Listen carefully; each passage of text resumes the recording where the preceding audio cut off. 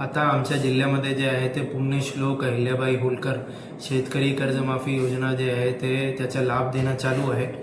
त्याच्याबद्दल काही शेतकऱ्यांच्या याच्यामध्ये संभ्रम आहे। आपल्याला फक्त मी हे सांगू इच्छितो की ही योजना जे आहे ते कशा प्रमाणे काम करतोय। त्याच्यामध्ये आपल्याला सर्वांना माहिती राहायला पाहिजे की आता जे आहे काही दिनांक आहे त्यानुसार जे आहे ते शासनाने आपल्याला कशाप्रमाणे कर्जमाफीचा लाभ मिळणार आहे त्याप्रमाणे आपल्याला सर्वांना जे आहे ते योजना समजून दिलेली आहे। त्याच्यामध्ये जे आहे 30/9/2021च्या आधीचे जे जितके कर्ज आहे आणि 30/9/2025 पर्यंतचे जितके कर्ज आहे त्याच्यासाठी जे आहे ते शासनाने आणि बँकेने एक करार करून त्यांनी एक वाटा डिसाईड केलेला आहे की कोणत्या आधारावर ते जे आहे ते आपल्या शेतकऱ्यांचे जे लोन आहे कर्ज आहे तो माफी करणार आहे।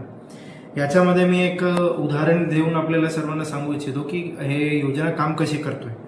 जसा उदाहरणतः एक कोणाचा कर्ज 2 लाखाच्या खाली समजा एक 1.5 लाख त्यांचा कर्ज आहे किंवा 1,90,000 समजा कर्ज आहे आणि त्याच्यामध्ये जे आहे त्यांची जी कर्जाची दिनांक आहे ते 31/3/2023 त्यांचा अकाउंट जे आहे तो NPA पडला होता। ठीक आहे, मग त्यानुसार जे आहे 1,90,000 मध्ये आपल्या शासन जे आहे तो आपल्याला 84,500 रुपये देतील आणि बँक जे आहे ते बाकीची अमाऊंट देतील। त्याच्यामध्ये शेतकऱ्यांना कोणत्याही पैसे भरण्याची गरज नाही आहे। परंतु असंच प्रमाणे समजा उदाहरणतः कोणाच्या कर्ज जे आहे ते 2 लाखचे वरचे आहे।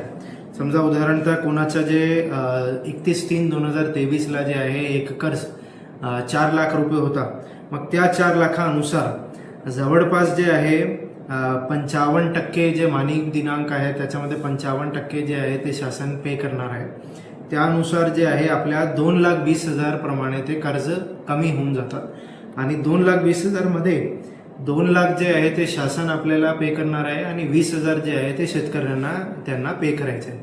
समजा त्याच्यामध्ये 20,000 शेतकऱ्यांनी पे केले की मग 2 लाख रुपये जे आहे ते आपले ऑटोमॅटिकली वेव होतील आणि आपल्या जे 4 लाख रुपयाचा कर्ज आहे तो आपल्या कर्ज माफी होऊन जाते।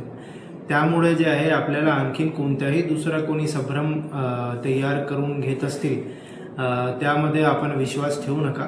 अशा प्रमाणे जे उदाहरण आहे तो आम्ही जे आहे बँकेच्या बाहेरच्या बाजूला जे आहे ते लावलेले आहे।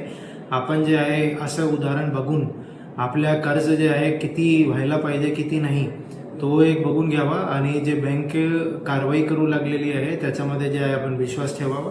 कोणाची काही तक्रारी याच्याबद्दल असेल मग आपण जे आहे थेट जिल्हाधिकारी ऑफिसला येऊन आपला विषय मांडावा। आम्ही आपली तक्रारी जे आहे लवकरात लवकर सॉल्व्ह करून घेऊ।